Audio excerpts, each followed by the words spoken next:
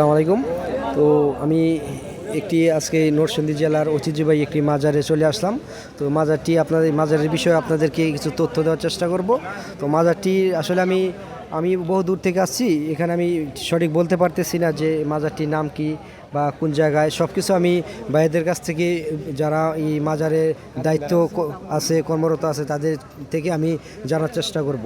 তো আমি এক ভাইকে প্রশ্ন করি। আসসালামু আলাইকুম। ওয়ালাইকুম সালাম রহমতুল্লাহ। আচ্ছা, এই মাজারটির নাম কি? হযরত শাহ মোহাম্মদ শাহ রহমতুল্লাহ আলাইহি। আচ্ছা, এটা মাজারটা শুরু হয়েছে কত বছর আগে? এটা আপনার 615তম 615তম হয়েছে উরুস এটা। জি জি। আচ্ছা, তাহলে 615তম হলে 615 বছর আগে। জি রাইট। জি জি। আচ্ছা আচ্ছা।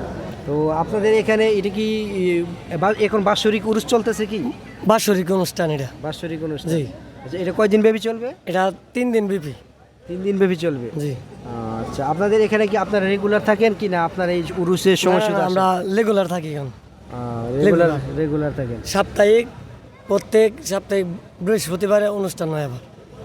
প্রতি সপ্তাহে বৃহস্পতিবারে। আচ্ছা, বৃহস্পতিবারে কি আপনাদের এই ধরনের আয়োজন হয় কি না?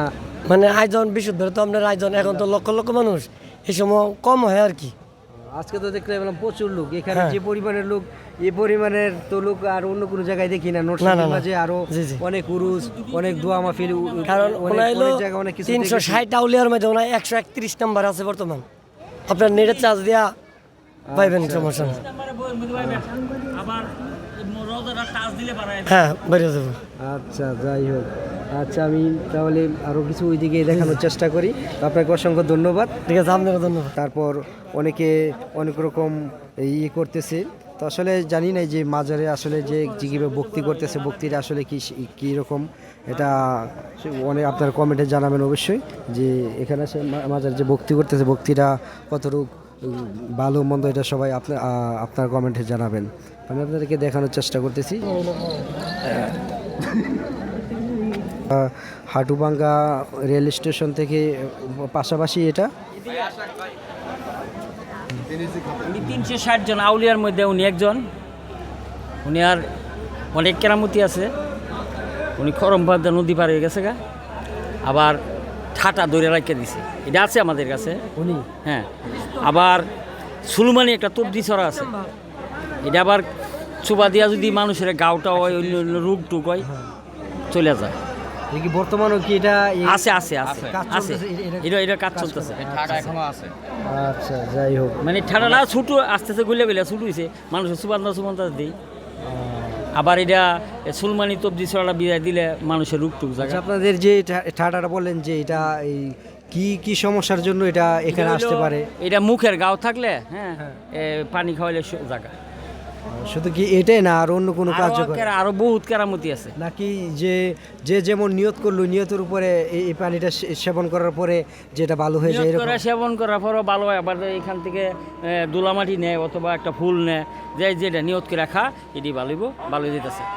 এবং ওনার মনে করো যে আরও কিছু আছে, নদীর মধ্যে কিছু বুক টুক দেয়, এই বুকটা নিয়ে আমরা যেসব বুক দেই, হ্যাঁ, ও একটা ঢেউ আসে, ঢেউ দিয়ে এসে নিয়ে আসে। এটা কি আপনার এই যে উরুস চলাকার উরুসের প্রথম বুকটা দিয়া উদ্বোধন করেন? হ্যাঁ হ্যাঁ। আচ্ছা, আবার মনে করেন যে কুড়া আছে, ওই যে এটা কুড়া দিয়া দুম্মাদারের বাজনা বাজাই।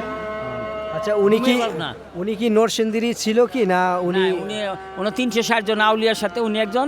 ওনার আসছে হলো ওনার আসছে সৌদি ইয়ামিন শহরতে আসছে। আচ্ছা, তাহলে উনি ইয়েমেনি বংশোদ্ভূত? হ্যাঁ, ইয়ামিনী বংশোদ্ভূত। আচ্ছা আচ্ছা, যাই হোক। ইতিহাস যেটা বলে উনি ইয়ামানি বংশোদ্ভূত। হ্যাঁ, এমন তো যেমন হযরত শাহজালালও বাংলাদেশি না? ওনাদের সাথে আছে। ওনার বেশিরভাগ আছিল উনি শাহপরানের সাথে ছিল বেশি। শাহপরান, শাহজালাল ওনাদের সাথে। ওনাদের সময় ওনাদের সাথে? হ্যাঁ, ওনার সাথে সফর সঙ্গী। যাক, তো আসলে ওনাদের সাথে, ওনারা তো হযরত শাহজালাল, ওনারা তো শাহপরান, ওনারা তো অনেক ভালো ব্যক্তি ছিলেন। ওনারা তো, আমরা তো মনে করেন যে সরকারের কাছে সার্বিক কোনো সহযোগিতা আমরা কোনোদিনও পাইছি না, কোনোদিনও না। কিন্তু আমরা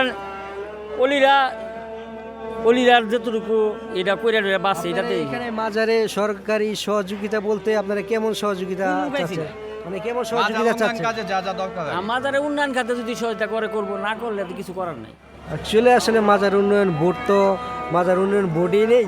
যেমন একটা ধার্মিক বোর্ড আছে, ধার্মিক বোর্ড থেকে মাজার উন্নয়নের ব্যাপারে কোনো আমরা দেখতে পাই নাই কোনো সময়ে।